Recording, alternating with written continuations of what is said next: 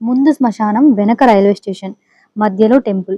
ఎలాంటి కోరికనైనా 5 వారాలలో నెరవేరుస్తుందంట. అమావాస్య రోజు గుమ్మడికాయలతో దీపం పెడితే 10,000 చండీ హోమాలు చేసినంత పుణ్యం దొరుకుతుందంట.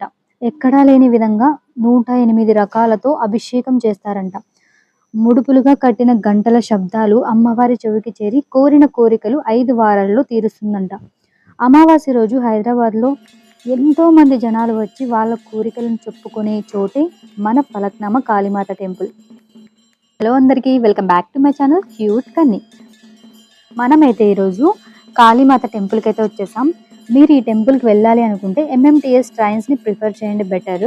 ఎందుకంటే railway station back side temple ఉంటుంది. ఈ ట్రైన్స్ లింగంపల్లి, సికింద్రాబాద్, మలక్పేట్, కాచిగూడ నుంచి డైరెక్ట్ ఫలక్నామాకి ట్రైన్స్ ఉంటాయి. టికెట్ ప్రైస్ అయితే మనకి 5 రూపాయల నుంచి 10 రూపాయల్లోనే ఉంటుంది.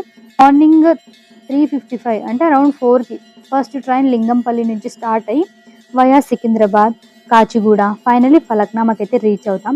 ఇలా ఎవ్రీ 1 అవర్కి ఎంఎంటీఎస్ ట్రైన్స్ అయితే అవైలబుల్లో ఉంటాయి. ఒకవేళ బస్కి రావాలనుకుంటే సికింద్రాబాద్ నుండి 8A ఉంటుంది. టెంపుల్కి వెళ్ళగానే మనకైతే ఒకవేళ మీకు టెంకాయల దగ్గర నుంచి ముడుపు వరకు అన్నీ మన టెంపుల్ బయటే దొరుకుతాయి అన్నమాట. ఈ అమ్మవారు మర్రి చెట్టు నీడలో సుమారు 35 సంవత్సరాల నుంచి కొలువైందంట. ఇక్కడ ప్రతి అమావాస్య రోజున అలానే ఆదివారం రోజు అమ్మవారికి అలంకారం అండ్ అభిషేకం ఉంటుంది. ఈ టెంపుల్ గురించి అయితే ఇంకా సుమారు 70 సంవత్సరాల ముందు ఒక భక్తుడు నిద్రపోతూ ఉండగా అమ్మవారు కళ్ళకి వచ్చి నన్ను ఇక్కడ ప్రతిష్ఠించమని అమ్మవారే స్వయంగా కోరిందంట. ఇక్కడ మీరు ఏదైనా కోరిక కోరుకొని 5 అమావాస్యలు కానీ, 5 ఆదివారాలు కానీ, 5 మంగళవారాలు కానీ, 5 శుక్రవారాలు కానీ టెంపుల్కి వెళ్ళి ముడుపులు కడితే ఎటువంటి కోరికనైనా నెరవేరుస్తుందంట.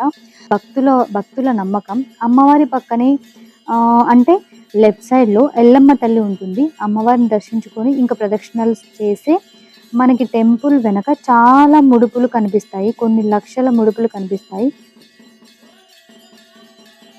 మేమైతే సాటర్డే నైట్ వెళ్ళాము. సో భక్తులు ఎక్కువ మంది రాలేదు. మనకు దర్శనం అయితే బాగా జరిగింది. ఇప్పుడు అమ్మవారికి చివరి హారతి ఇస్తున్నారు. ఇక్కడ ప్రతి అమావాస్యకి భక్తులకి భోజనాలు కూడా పెడతారు. ఈ భోజనాలు 9 సంవత్సరాల క్రితం స్టార్ట్ అయ్యాయి.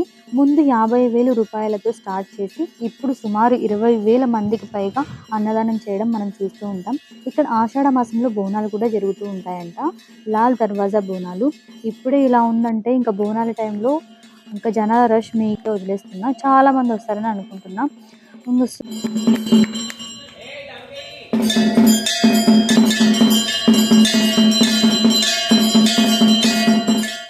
మీరు హైదరాబాద్లో ఉంటే ఈ టెంపుల్కి ఖచ్చితంగా వెళ్ళండి. ఇక్కడ అమావాస్య రోజు జరిగే అభిషేకం అండ్ అమ్మవారి అలంకరణ అస్సలు మిస్ అవ్వద్దు.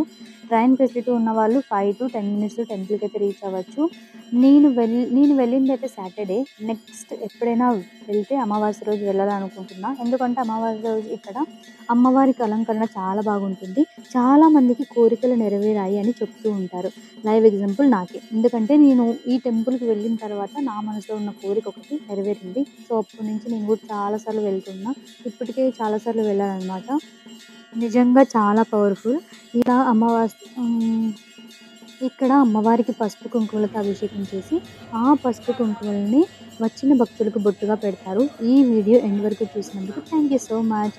మీకు ఈ వీడియో నచ్చినట్లయితే ప్లీజ్ లైక్ చేసి మీకు తెలిసిన వాళ్ళకి షేర్ చేయండి. And finally subscribe for more videos. Thank you. Bye.